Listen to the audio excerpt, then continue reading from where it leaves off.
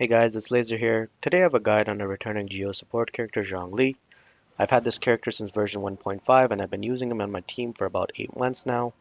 Zhongli is an excellent character that I would recommend to every single player, even if you're very early in the game, given how universal his talents are. The key selling points of this character are his shield, which is the strongest in the game, his ability to shred all resistances, which increases your damage, and his high scaling burst damage. Zhongli is mostly an off-field character. You'll want to use him to drop his shield and then hop off to your main character to do damage while the shield protects you. In between, you'll want to hop back to Zhongli, drop his burst, and then hop off back to your main character to continue doing damage as you like.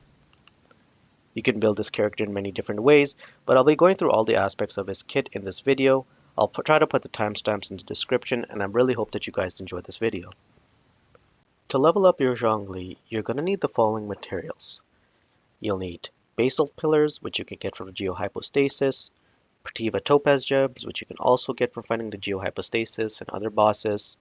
You'll need slime condensate, and you'll need a whole lot of core lapis, which can be found throughout Liyue.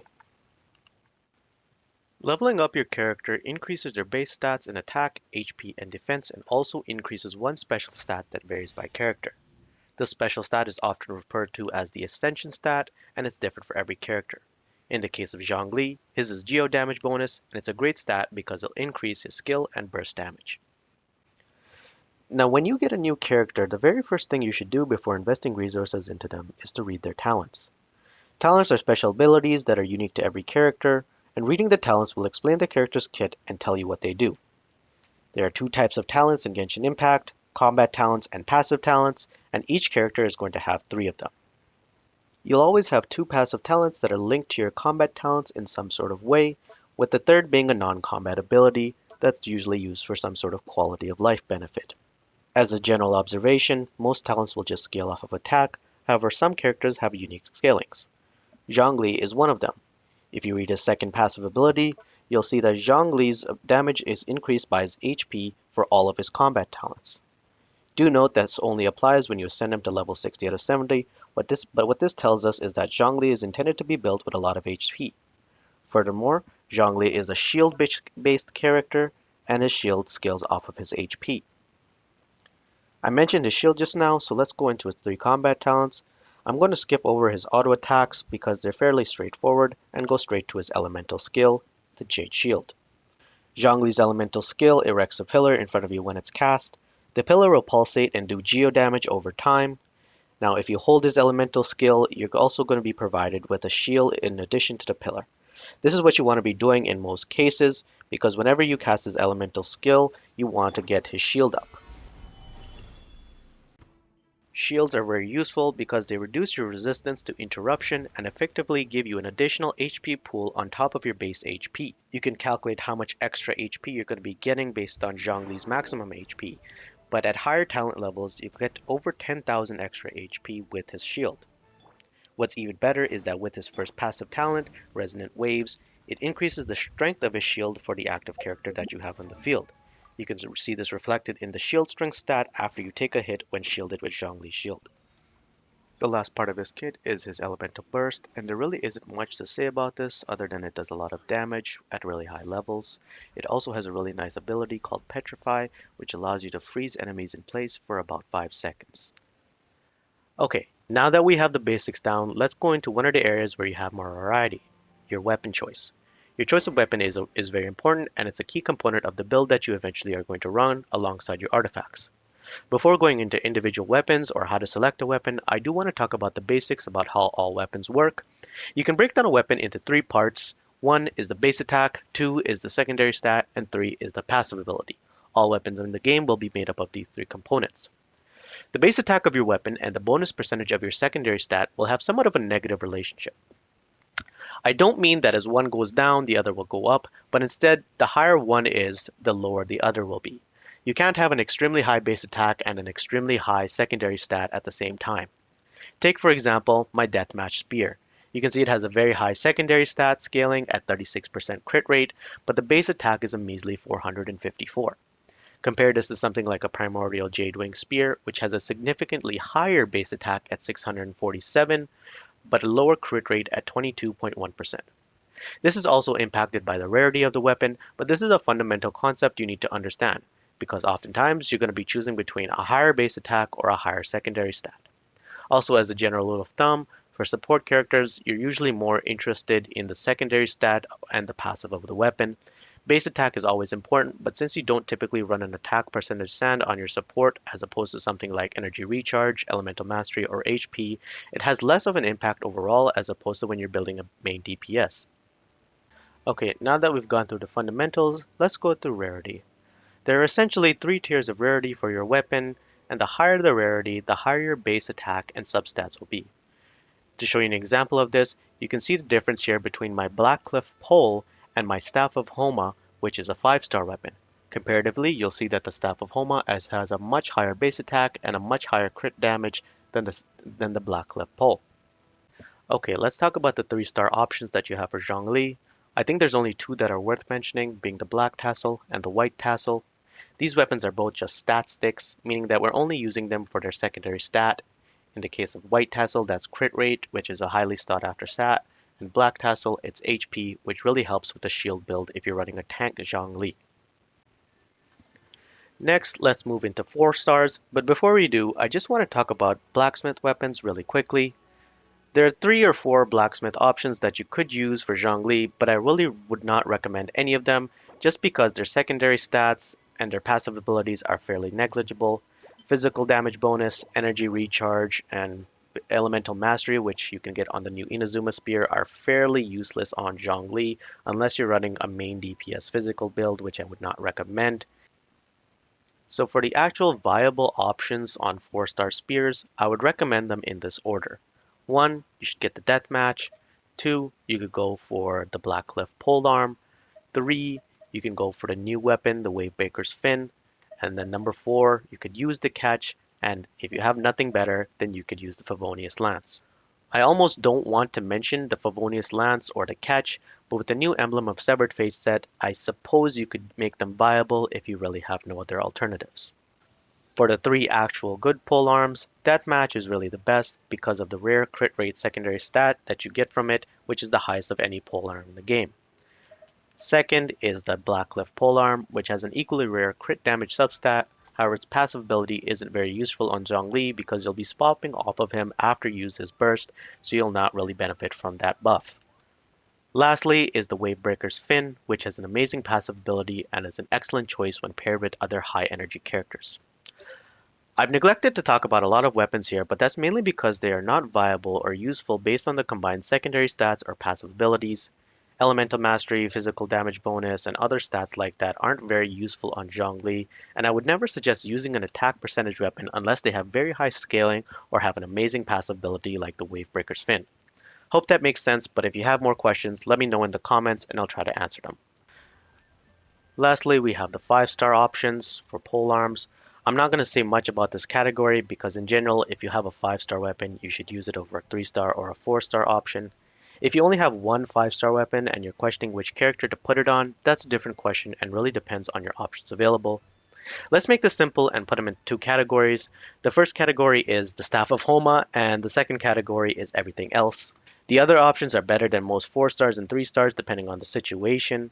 Vortex Vanisher, Jade Spear, and Calamity Queller are all about as strong as each other. Skyward Spine and Engulfing Lightnings are both ER weapons, which is not ideal on Zhongli since he is not an ER scaling character, but they are still both 5-stars with high base attack and excellent passives. They can both be made viable, but again, probably shouldn't use them. Alright, we're going to go into what I assume will be the longest section of the video when we're going to talk about artifacts. I'm going to start by talking about artifact sets, and essentially with artifact sets, the choice you got to make is just between choosing 2 2-piece sets or 1 4-piece sets. There's a lot of options here, and some may look really obviously like a good choice for Zhongli, but they aren't, so that's why I want to go into it. If you're not at the point in the game yet where you can have access to actual artifact sets, skip this video or skip this part of the video and go straight to the part where I talk about the artifact stats. The first four-piece set I want to talk about is the Tenacity of the Millilith. This set was released in version 1.5 and it was essentially tailor-made for Zhongli. The two-piece set is really good. It gives extra 20% HP, which I suggest using sometimes depending on what your subsets are.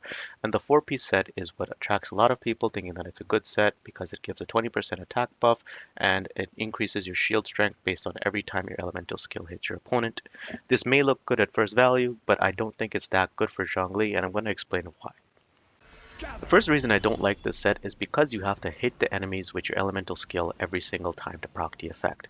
This is a challenge with Zhongli because he has a very small range on his elemental skill and it doesn't reach very far. Secondly, his pillar is a breakable object, and you'll notice this more in boss fights, which will decrease the uptime of the set effect. Essentially, during a lot of other fights, you're going to be moving around a lot, and you may not always be close to the character or close to the pillar, and then you'll lose a lot of uptime on his skill. Percent attack buff that the set gives isn't that great. You have better options when it comes to attack buffs. There's a lot in the game. One of the most accessible ones is the Thrilling Tales of the Dragon Slayer, which gives a full-on 48%. There's also characters like Sarah and Bennett who buff attack, and also artifact sets like the Noblesse Oblige, which give you a really nice 20% attack buff with a four-piece set. The extra shield strength isn't that great either, just because Zhongli already has an extremely strong shield, and his talents already increase the strength of a shield every time you get hit. So all in all, I don't think it's that great of a set for Zhongli. There's other characters that can utilize it better because they have more accessibility with the set. Like Fischl, for example, she can move around her character, move around her bird. There's also characters like Albedo who have a longer range with their burst that you can use this with, and they can proc these set effects and make this last a lot longer than Zhongli could. The second set I want to talk about is Retracing Bolide. At first glance, this may seem like a really good set because it increases shield strength and also gives extra normal and attack and charge damage. But what you really got to understand about this set is that it only affects the actual user that it's equipped to. Here, for example, if you go to the actual attributes table and see shield strength, it only gives that 35% extra shield strength to Zhongli and not the other characters that you have in your team.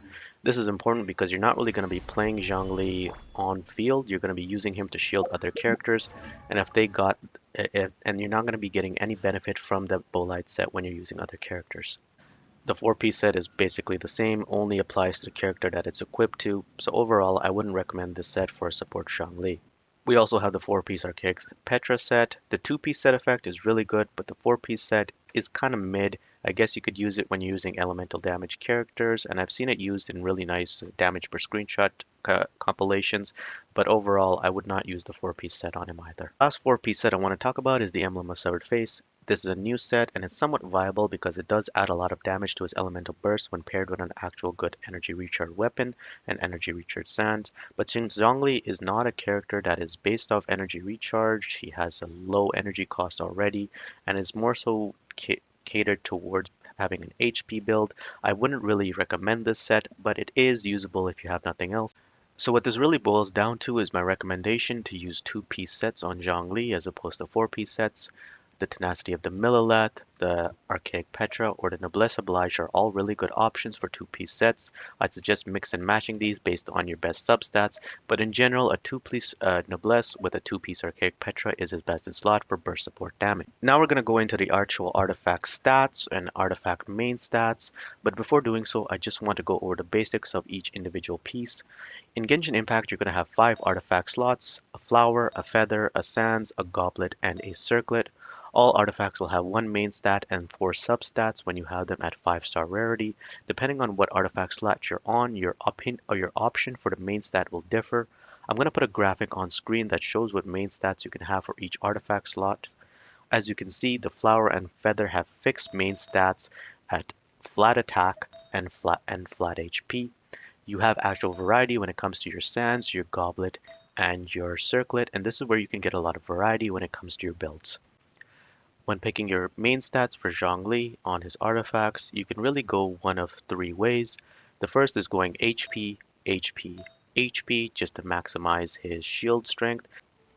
The second option that you can go for is an HP, geo damage, and a crit rate or a crit damage circlet, which will be dependent on whether you're running a crit damage or a crit rate weapon.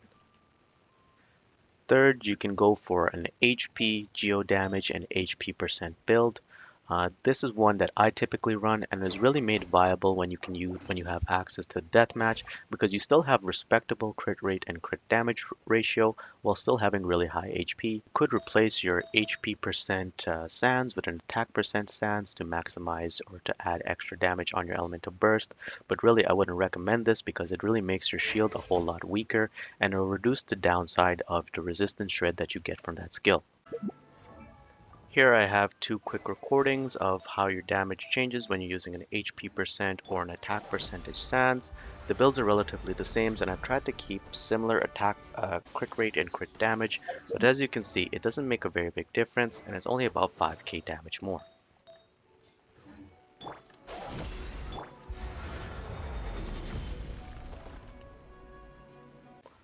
Okay, so now that we've gone over weapons and artifacts, it's a really good segue into going through some sample builds.